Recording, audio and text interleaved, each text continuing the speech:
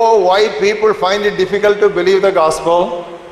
ஏன் சுவிசேஷத்தை நற்செய்தியை விசுவாசிப்பது அநேகருக்கு கடினமா இருக்கிறது என்று உங்களுக்கு தெரியுமா? Do you know India is a very religious country? உங்களுக்கு தெரியுமா இந்தியா ஒரு பக்திவான்கள் நிறைந்த ஒரு தேசம். It is more religious than European countries and the western nations.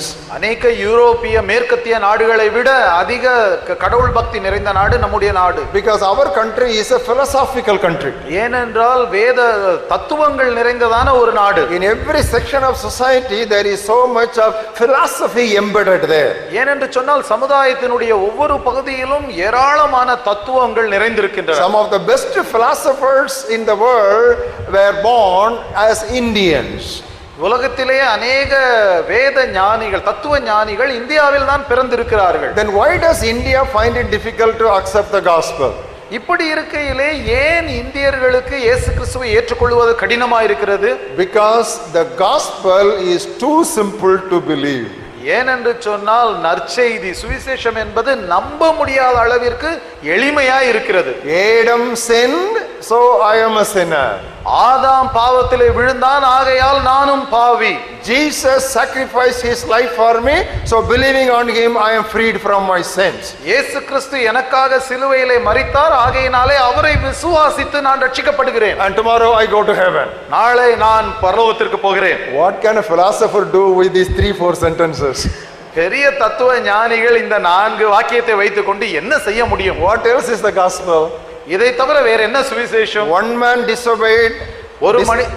One man disobeyed. ஒரு மனிதன் கீழ்ப்படியாமல் போனார். Because of that disobedience came on the entire mankind. அந்த ஒரு மனிதனின் மூலமாக கீழ்ப்படியாமை நம் அனைவருக்கும் வந்தது. The next man called the second Adam, he obeyed. இரண்டாம் ஆதாம் கீழ்ப்படிந்தார். And because of his obedience many are made righteous. அவருடைய கீழ்ப்படிதலினாலே அநேகர் நீதிமான்களாக்கப்படுகிறார்கள். And tomorrow we shall be in eternity enjoying the eternal bliss. ஆகையினாலே நாளை நாம் நித்திய காலமாய் நித்திய ஜீவனை அனுபவிக்க போகிறோம். But India wants some complication. It does not want this much of simplicity. ஆனால் இந்தியாவுக்கோ இந்த எளிமை பிடிக்கவில்லை. அவர்களுக்கு இன்னும் குழப்பமான சிக்கலான ஒரு தத்துவம் தேவை. That was the problem of the Greeks also. இதுதான் கிரேக்கர்களுக்கு இருந்த பிரச்சனை. Greeks want wisdom. கிரேக்கர் ஞானத்தை தேடுகிறார்கள். Greeks want philosophy. கிரேக்கர்களுக்கு தத்துவம் தேவை. You need lot of discussion and argument. அவர்களுக்கு அநேக விளக்கங்களும் வாதங்களும் தேவை. Yesterday's verdict, it has got 8,000 pages and the judge calls it that is the simplest verdict he can give. நேற்றைய தினத்திலே கொடுக்கப்பட்டதான தீர்ப்பு 8000 பக்கங்கள் உள்ளதான தீர்ப்பு. ஆனால் நீதிபதி சொன்னார் இதுதான் இருக்கிறதிலேயே எளிமையான தீர்ப்பு என்று. That is India. ஏனென்று சொன்னால் இதுதான் India. That was what Greek also. இப்படித்தான் கிரேக்கர்களும் இருந்தார்கள். Because they have got all the entire religious system built upon a very complicated and a very complex network structure. ஏனென்று சொன்னால் அவர்களுடைய மார்க்க சம்பந்தமான அனைத்து நம்பிக்கைகளுமே ஒரு சிக்கலான குழப்பமான தத்துவத்தினை நிறைந்த ஒரு மார்க்கமாக இருந்தது. Believe on Jesus, you are born again. இயேசு கிறிஸ்துவை விசுவாசி, நீ மறுபடியும் பிறப்பாய். And immediately you will go to heaven. நீ உனக்கு பரலோகம் நிச்சயம். But they believe in cycle of births. ஆனால் அவர்களோ மீண்டுமாய் பிறப்பதை குறித்து யோசித்தார்கள். So many things are to happen. எத்தனையோ காரியங்கள் நடக்க வேண்டுமே.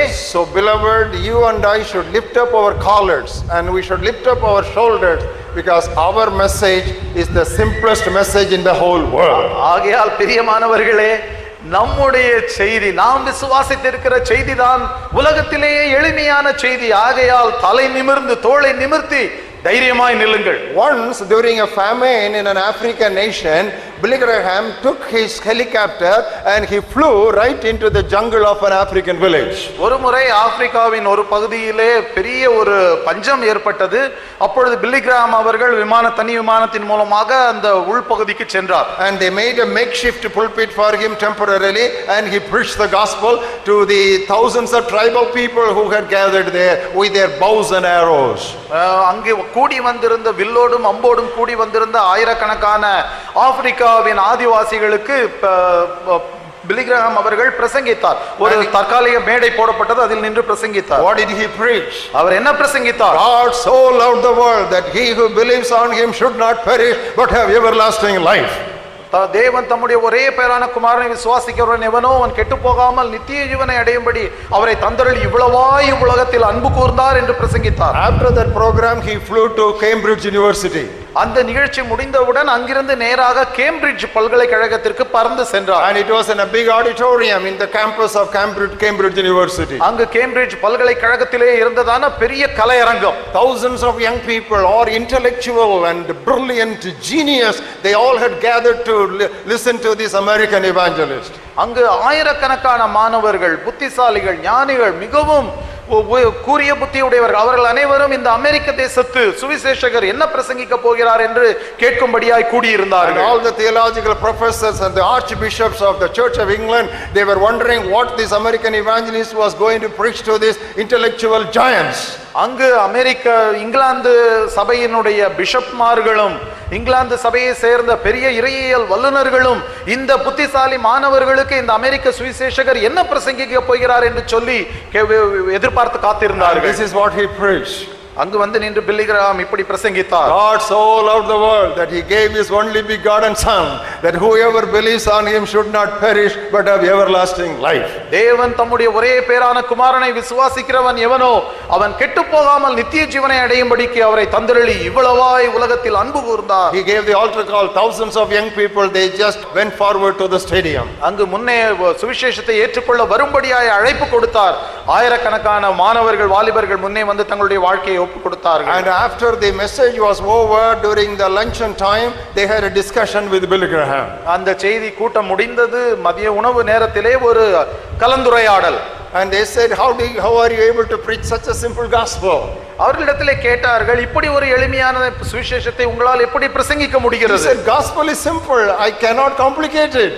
அவர் சொன்னார், நற்செய்தியே எளிமையானதுதான், இதை குழப்பமாக்க என்னால் முடியாது. And he said, whether I preach in an African jungle to tribal people or preach in the Cambridge University to the intellectual genius, the message is the same, because problem of man is the same, whether he lives in an academic jungle or a tribal jungle.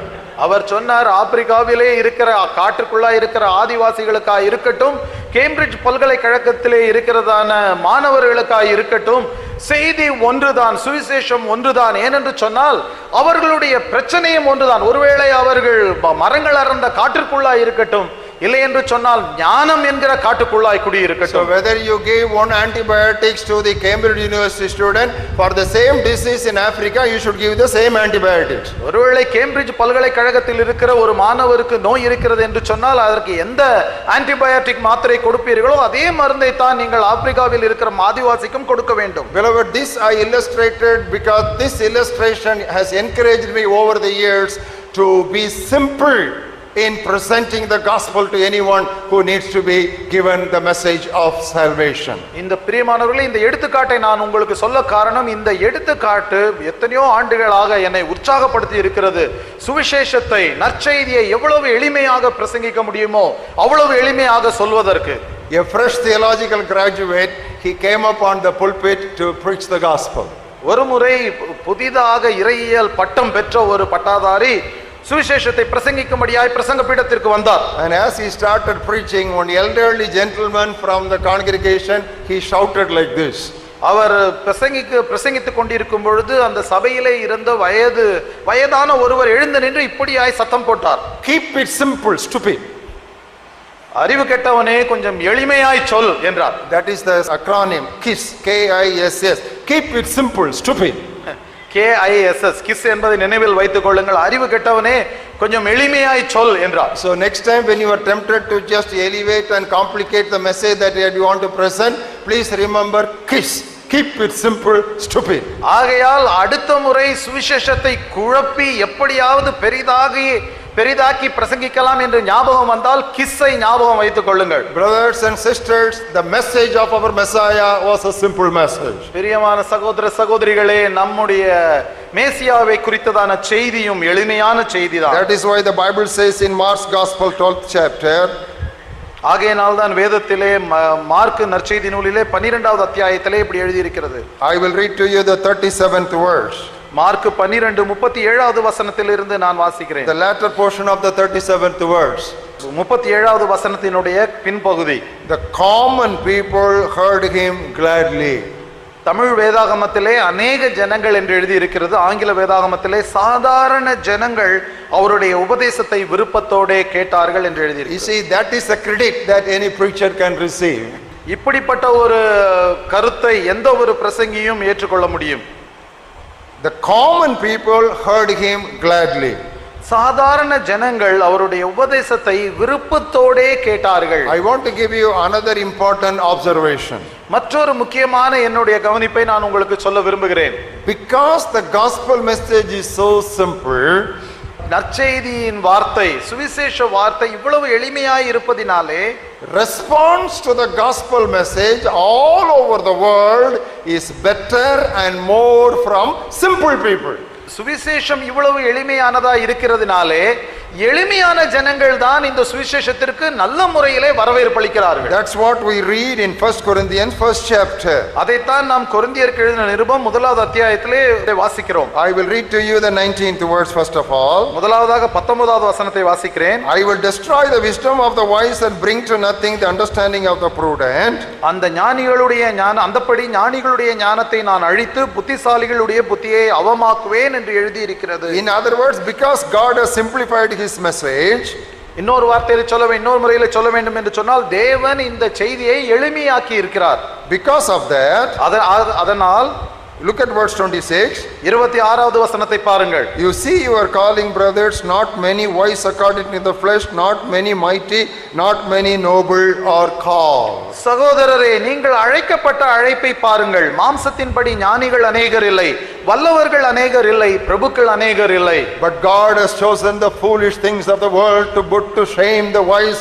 God has chosen the weak things of the world to put to shame the things which are mighty, and the base things of the world, and bring the things which are despised. God has chosen, and the things which are not, to bring to nothing the things that are, that no flesh should glory in his presence. ஞானிகளை வெட்கப்படுத்தும்படி தேவன் உலகத்தில் பைத்தியமானவைகளை தெரிந்து கொண்டார். பலமுள்ளவைகளை வெட்கப்படுத்தும்படி தேவன் உலகத்தில் பலவீனமானவைகளை தெரிந்து கொண்டார்.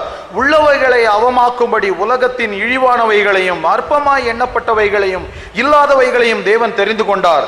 மாம்சமான எவனும் தேவனுக்கு முன்பாக பெருமை பாராட்டாதபடிக்கு அப்படி செய்தார். When we go to heaven, and if we go to heaven, நாம் பரலோகத்திற்கு போகும் பொழுது, ஒருவேளை போனால், there you will find simple people will outnumber noble people. அங்கே சாமானிய மனிதர்கள், சாதாரணமான மனிதர்கள் பிரபுக்கள் உயர்குடி மக்களை பார்க்கலாம் அதிகமாக இருப்பார்கள். There in heaven, simple people will be more than so-called people of status. பரலோகத்திலே பெரிய ஸ்டேட்டஸ் உள்ளவர்களை பார்க்கிலும் சாதாரண ஜனங்கள் தான் அதிகம் இருப்பார்கள். Because here the Bible very clearly says, not many noble are called, not many wise are called, not many rich are called, not many mighty are called. ஏனென்று சொன்னால் இந்த வசனத்திலே தெளிவாய் எழுதி இருக்கிறது, அநேக ஞானிகள் அழைக்கப்படவில்லை, வலிமையுள்ளவர்கள் அழைக்கப்படவில்லை, பிரபுக்கள் அழைக்கப்படவில்லை, ஐஸ்வர்யவான்கள் அழைக்கப்படவில்லை. No wonder, beloved, even in India today, the response to the gospel is more and greater from the common and the simple people. ஆகையினால் பிரியமானவர்களே, இந்தியாவில் இன்றைக்கும் கூட இந்த நற்செய்திக்கு வரவேற்பு அளிக்கிறவர்கள் சாதாரணமான கீழ்த்தட்டை சேர்ந்தவர்கள் தான். Now the high intelligentsia group, even though you can be so argumentative in your presentation of the gospel, they will nod their head, they will not give their heart.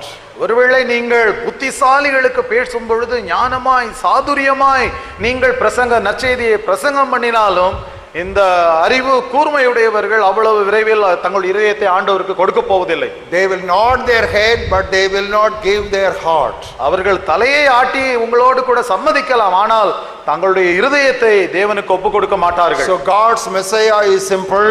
தேவனுடைய மேசியா எளிமையானவர். God's message is simple.